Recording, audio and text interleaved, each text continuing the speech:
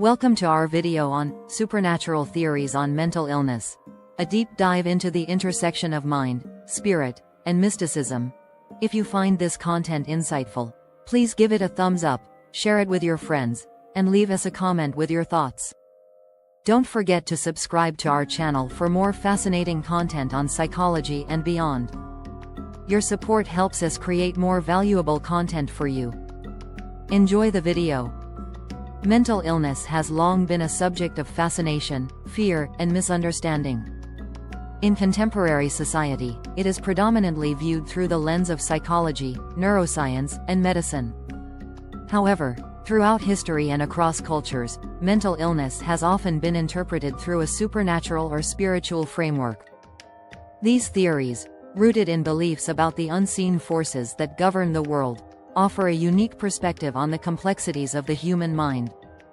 This blog post explores the supernatural theories of mental illness, examining their historical origins, cultural variations, and relevance in modern discourse.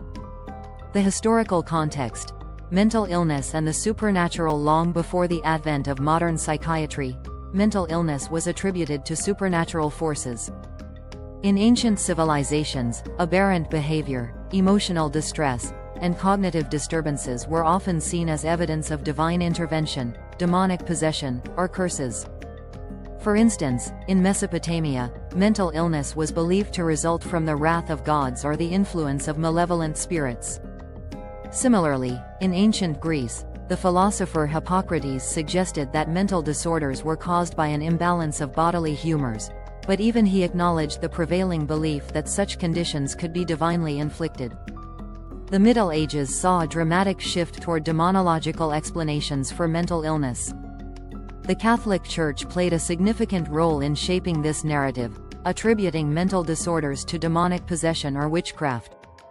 This belief was so pervasive that it led to the persecution of individuals, often women, who exhibited symptoms of what we now recognize as mental illnesses like schizophrenia, depression, or epilepsy. The infamous witch trials of Europe and colonial America stand as a grim testament to the consequences of such beliefs. Cultural interpretations of mental illness. Supernatural theories of mental illness are not confined to Western history. Many cultures around the world have developed their own frameworks for understanding mental disorders, often integrating spiritual and supernatural elements. In many African traditions, mental illness is frequently linked to ancestral spirits or the breaking of taboos. For example, the Yoruba people of Nigeria attribute certain mental disorders to the influence of abiku, restless spirits of deceased children. Similarly, in many indigenous cultures of the Americas, mental illness is seen as a spiritual imbalance, often treated through rituals, chants, and the guidance of shamans. In South Asia, Hindu and Buddhist traditions often interpret mental illness as a manifestation of karmic debt, or the influence of malevolent spirits. Ayurvedic medicine, while primarily focusing on physical and mental balance, also acknowledges the role of spiritual energies in mental health. In contrast, Chinese culture has historically associated mental illness with Shen disturbances, disruptions to the spiritual essence that governs the mind and emotions. The role of spiritual possession and exorcism. One of the most enduring supernatural theories of mental illness is the concept of spiritual possession.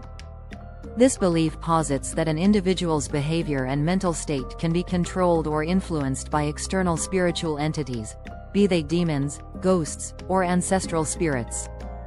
The practice of exorcism, or the ritual expulsion of these entities, has been a common response to perceived possession. Exorcism rituals vary widely across cultures and religions. In Christianity, exorcism involves prayers, holy water, and the invocation of divine authority. In contrast, traditional healers in many African and indigenous cultures use drums, herbs, and chants to drive away malevolent spirits. While modern medicine often dismisses possession as a cultural construct, some argue that these rituals can have psychological benefits, providing a sense of closure or relief to individuals who believe they are afflicted. The intersection of supernatural theories and modern psychology. While supernatural theories of mental illness may seem antiquated, they continue to influence modern thought in subtle ways. In some cases, these beliefs persist in communities where traditional worldviews remain strong. Even in secular societies, the language of possession and exorcism can be found in metaphors and idioms, reflecting a deep-seated cultural memory of these ideas. Moreover, the rise of interest in alternative and holistic therapies has brought supernatural theories back into the spotlight.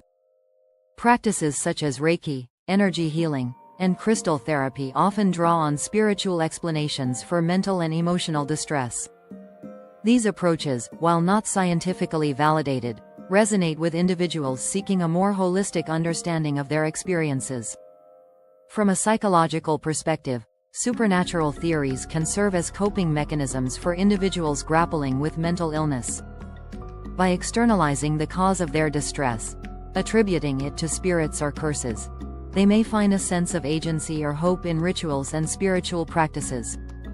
However, this can also lead to the neglect of evidence-based treatments, highlighting the need for a balanced approach that respects cultural beliefs while promoting scientific understanding.